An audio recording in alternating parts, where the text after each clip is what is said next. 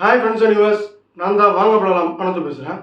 இன்றைக்கி நம்ம சிவகார்த்திகேயன், ருக்மணி வசந்த் நடிப்பில் நம்ம ஏஆர் முருகதாஸ் டைரக்ட் பண்ணியிருக்கிற மதராசி இதை தான் ரிவ்யூ பண்ண போகிறோம்.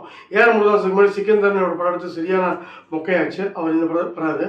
இங்கே சிவகார்த்திகேயன் அமரன் ஒரு மிகப்பெரிய ஹிட் கொடுத்து அடுத்த விஜய் இவர் தான் மாதிரி ஒரு பில்டப்போட அவரும் வராது. 2 பேர் காம்போ அப்படி இருந்ததுன்னு பார்க்கலாம். வித்யுத் ஜமால் அவங்க டீம் வந்து பார்த்தீங்கன்னா தமிழ்நாட்டுக்குள்ளே வந்து ஒரு 5 ட்ரக்கில் நிறையா துப்பாக்கியை கொண்டு வந்து ஏதாவது மக்கள் கையிலையும் கொடுக்கணும்னு பார்க்குறாங்க. தமிழ்நாட்டில் நிறைய ஆணவ கொலை நடக்கும். அவன் வெட்டிட்டு குத்திட்டு சாவான், ரெடி பேப்பரில் வரும். பட் இருந்தாலும் அமைதி பூங்கா அப்படின்னு தான் நம்ம எல்லா மீடியாலையும் சொல்லுவாங்க. ஆனால் அங்கே வந்து இது கன் கலாச்சாரம் வந்ததில்லை. அதை கொண்டு வரணும்னு அவங்க நினைக்கிறாங்க. இதை வந்து தடுக்கிறதுக்கு நம்ம பிஜு மேனன் எண்ணெய் அதிகாரியோட ஒரு முயற்சி பண்ணுறாரு. பட் தடுக்கணும் அப்படின்னா அவங்க ஃபேக்ட்ரிக்குள்ள போய் ஒரு தற்கொலை படம் மாதிரி இருந்தால் தடுக்க முடியும். இதுக்கு தாளாக அனுப்புறதுக்கு ஒரு பக்கம் வந்து நம்ம லவ் ஃபுடி இருந்து சிவகார்த்திகேயன் சாவணும்னு சுற்றிக்கிட்டு இருக்காப்புல. அந்த இவர் பார்க்க நேருது. ஸோ இவரை வச்சு யூஸ் பண்ணிக்கலாம் அனுப்புறாரு.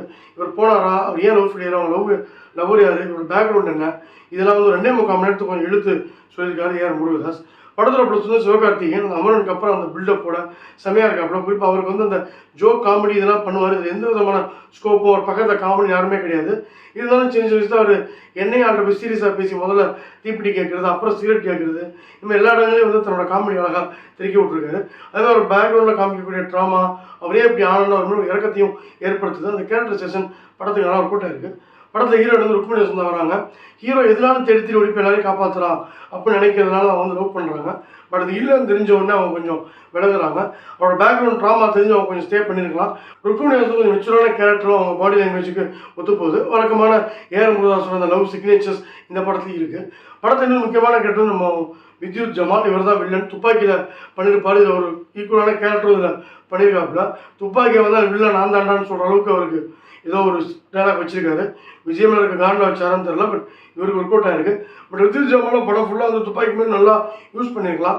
முதல்ல வராப்பில் நல்லா ஃபைட் பண்ணுறாப்புல, அப்புறம் வந்து அவர் அடித்து கோமாவில் படுக்க விட்றாங்க. கதையும் அதோட படுத்துருது. இன்டர்வலுக்கு அப்புறம் ஒரு கடைசியாக கிளம்பி வரும்போது நம்ம கொஞ்சம் சோறு உடைஞ்சிடணும். இதுக்கப்புறம் இன்னும் முக்கியமான கேட்டு பிஜு மேனன் தமிழில் ஒரு நல்ல என்ட்ரி. ஒரு எண்ணெயாவை எப்பயுமே இதுக்கு ரெடிமேடாக தைச்ச மாதிரி நம்ம கௌதம் மேனன் யாராவது போடுவாங்க. இது அதுக்கு மேலே பிஜு மேனன் போட்டிருக்காங்க. நல்லா ஒர்க் அவுட் ஆகிருக்கு.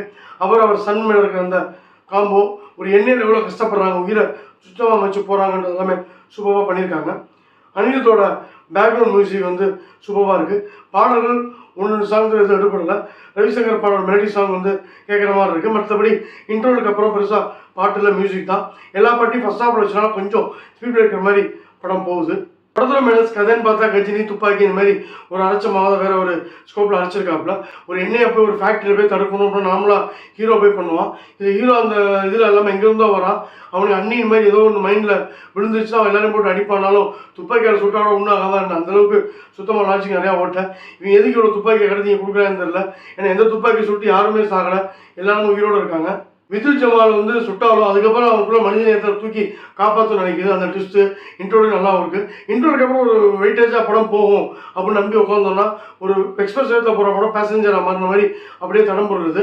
ஏன்னா என்னையை வந்து இவ்வளோ கஷ்டப்பட்டு எவ்வளோ ட்ரைனிங் கொடுத்துருப்பாங்க. அவங்களெல்லாம் வில்லங்க வச்சு அசால்ட்டாக துடு தெரியுது. எங்கேயோ வந்து ஒரு ஹீரோ அதுவும் கொஞ்சம் மென்டலி இதை ப்ராப்ளம் ஆனதுனால அவர் எல்லாரையும் போட்டு அடிக்கிறது வந்து நம்புற மாதிரி இல்லை. பட் இந்த லாஜிக் கோட்டைகள் தெரியாமல் எங்கேஜிங்காக திரைக்கிறது இருந்தால் நம்ம வந்து ரசிச்சிருப்போம். இன்ட்ரோலயே அதை கொஞ்சம் ஓரளவு ஏஆர் முருகதாஸ் மெயின்டைன் பண்ணியிருக்காரு. ஒரு ரீசன்ட் படத்தோடு கம்பேர் பண்ணும்போது இது வந்து ஒரு நல்ல அவுட்டிங். பட் ஓவராலாக பார்க்கும்போது அவரோட கஜினி துப்பாக்கி அந்த ரேஞ்ச் ஒப்பிட்டு பார்க்கும்போது இது பெருசாக இல்லை. என்னையே துப்பாக்கி கலாச்சாரத்தை தடுக்கணும், தமிழ்நாட்டுக்குள்ள வரக்கூடாதுன்ற அந்த ஒரு கண்டென்ட்டு ஹீரோயின் அதனால் பாதிக்கப்பட்டது, ஹீரோ வந்து தன் குடும்பத்தை இழந்தது, இந்த மாதிரி நிறையா விஷயங்கள் அழகாக வந்து பொருத்தி வச்சுருக்காங்க. போக போக துப்பாக்கி கலாச்சாரத்தை தடுக்கணுன்றதை தாண்டி ஒரு ஹீரோயினை காப்பாற்றுற நார்மல் வழக்கமான படமாக போகும்போது நமக்கு என்னடா அதுன்ற மாதிரி ஒரு சோர்வு வந்துடுது. அதுவும் கடைசியில் கிளைமேக்ஸ் ஃபைட்லாம் ரொம்ப ப்ரொலாங்டாக இருக்குது. ஃபைட் கோரியோகிராஃபி நல்லா இருந்தால் கூட ஒரு லெவலுக்கு மேலே ஹீரோயினை காப்பாற்றுறதுக்கு தானே போகிறாங்கன்ற அந்த வழக்கமான இடத்துல போய் பாயிண்ட்டாக நம்ம நிப்பாட்டுறாங்க. 2.25 மணி நேரம் படத்தை கொஞ்சம் பட்டின் டிங்கரிங் பார்த்து 2.5 மணி நேரத்துக்குள்ள கொண்டு வந்து ஃபர்ஸ்ட் ஹாஃபில் உள்ள பாடல்கள் போடாமல் வேற இன்னும் நல்லா பண்ணியிருந்தா படம் பக்கா என்டர்டெயினாக இருந்துடும். பட் இன்டர்வலுக்கு அப்புறம் கொஞ்சம் பொறுத்துக்கிட்டிங்கன்னா மதராசி வந்து ஓகே ஆவரேஜ் மூவி தான். வாங்க போகலாம் punch line. Madrasi மாத்தியோசி 2.5 star rating. Review பிடிச்சிருந்தா லைக் பண்ணுங்கள், ஷேர் பண்ணுங்கள். இந்த சேனல் பிடிச்சிருந்தா மறக்காமல் சப்ஸ்கிரைப் பண்ணுங்கள். நன்றி, வணக்கம், பாய்.